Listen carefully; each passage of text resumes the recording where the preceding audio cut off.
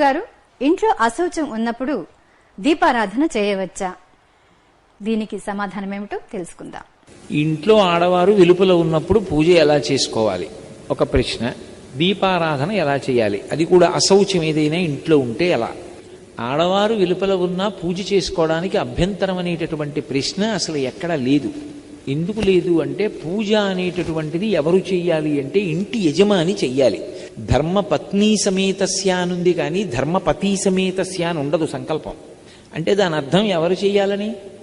యజమాని చెయ్యాలి. యజమాని చేసి, నేను పూజ చేసిన కారణం చేత నా పత్ని బిడ్డలు అందరూ సుఖంగా ఉండాలని యజమాని కోరుకోవాలి. కాబట్టి ఇప్పుడు ఇల్లాలు వెలుపల ఉంటే ఇంట్లో పూజ చేయడానికి అభ్యంతరం ఎక్కడుంది? అభ్యంతరం ఏం లేదు. ఆవిడ వెలుపల ఉంటే ఆవిడ కాదు కదా పూజ చేసేది, మీరు చేసుకోవచ్చు. ఒకవేళ ఆవిడ వెలుపల ఉందండి, పిల్లలు చిన్నవాళ్ళు